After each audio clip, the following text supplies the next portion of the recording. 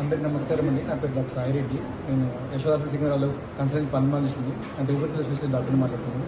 ఇవాళ మన మీటింగ్ ముఖ్యంగా దేని గురించి అంటే రిగార్డింగ్ సీజనల్ ఫ్లూ గురించి. ఎలాగో మీకు వర్షాలు స్టార్ట్ అయ్యాయి, మధ్యస్థంగా ఉండగానే ఇప్పుడు వచ్చే కామన్ జబ్బు ఫ్లూ అండి.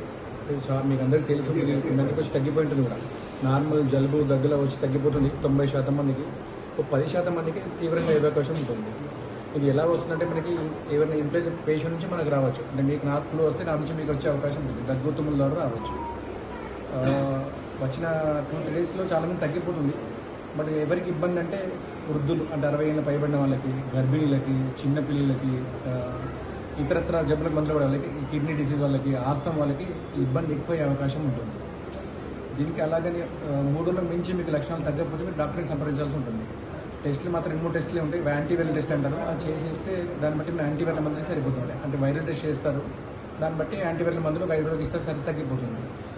దీంతో మరణాలు అయితే ఒక 0.1% మరణాల రేటు ఉంటుంది. మనం తక్కువనే ఫ్లూ అనుకుంటాము, బట్ యావరేజ్గా మీ 6 నుంచి అట్లీస్ట్ నెలకు 3-4 సీరియస్ కేసులు హైదరాబాద్కి ట్రాన్స్ఫర్ అవుతున్నాయి. ఎందుకంటే జబ్బు తీవ్రత ఎక్కువ వల్ల జనాలకు తెలియదు బేసికల్గా.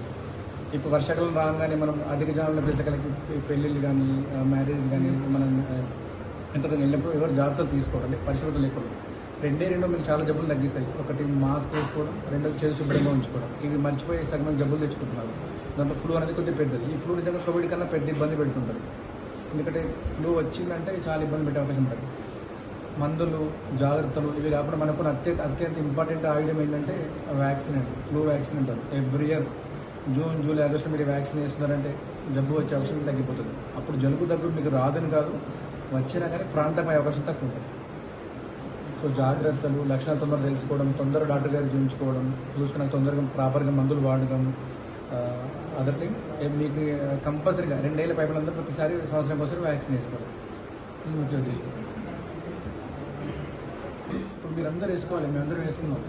నేను నా పిల్లలందరూ మీకు వేసేసుకున్నాం. ఇన్ఫ్లుయెంజా వ్యాక్సిన్ అంటారు. ఇన్ఫ్లుయెంజా వ్యాక్సిన్ వేసుకోవాలి సార్. మీరు వేసుకుంటేనే ఈ 1000 రూపాయలు పడింది సార్. 1000 రూపాయలు పైన రాదని కాదని తీవ్రత రాస్తారు. ఇప్పుడు 10 మందికి ఇక్కడ వచ్చిన ఫ్లూ వచ్చినాం సార్, మనం 9 మంది ఇక్కడే బాగా అయిపోతాం. ఒక 2 హాస్పిటల్ దాకా వెళ్ళాల్సి వస్తుంది. ఆ 2లో ఒక్కరు మాత్రం ఐసీయూ దాకా వెళ్ళాల్సి వస్తుంది.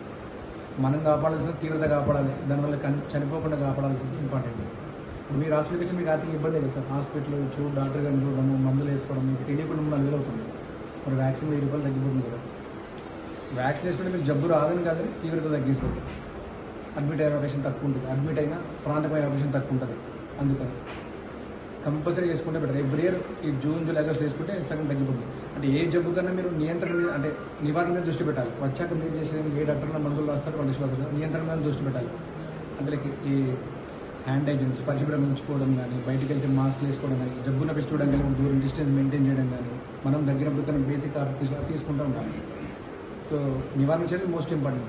నివారణ మిస్ అయ్యంటే నియంత్రణకు రావాలి. నియంత్రణకు వచ్చామంటే వ్యాక్సిన్స్, మందులు తీసుకోవాలి. ఏ జబ్బు కన్నా ఒకటే రూల్ నెంబర్ 1, ఎర్లీగా డయాగ్నోజ్ చేయాలి.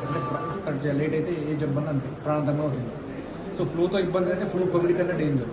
ఇప్పుడు కోవిడ్ కూడా స్టార్ట్ అయింది, మైల్డ్గానే వస్తుంది. దానికి భయపడంతగా ఏం లేదు, మామూలుగా వచ్చి తగ్గిపోతూ ఉంది. కాకపోతే మీకు ఇతర షుగర్ ఉండి, బీపీ ఉండి, ఉబ్బకాయం ఉండి, ఆస్తమా ఉండి, ఏమైనా డయాలసిస్ పేషెంట్ ఉంటే మీకు ఇబ్బంది అయ్యే అవకాశం ఎక్కువ ఉంటుంది. అవి రాకుండా కాపాడుకోవాలి. ఇక్కడికి వస్తున్నారు మొదటి శుక్రవారం అండ్ 3వ శుక్రవారం వస్తుంది సార్. మాది ఇక్కడే నారాయణపేట. మొదటి శుక్రవారం, 3వ శుక్రవారం. మనం ఇందాక మాట్లాడుతున్నట్టుగా వ్యాక్సిన్ ఇక్కడే అవైలబుల్ ఉంది. మీరు దీని గురించి వేరే స్టేట్ ఏ హైదరాబాద్ కూడా అనక్కర్లేదు. వ్యాక్సిన్ ప్రతి ఆర్మలో చాలా చిన్న హాస్పిటల్లో కూడా ఉంది. టైంకి తీసుకొని వేసుకుంటే సరిపోతుంది. ఎవ్రీ ఇయర్ జూన్, జూలై, ఆగస్టులో తీసుకోవాలి కంపల్సరీ. జూన్ నుంచి ఆగస్టు ఇదంతా ఫ్లూ సీజన్ కదా సార్.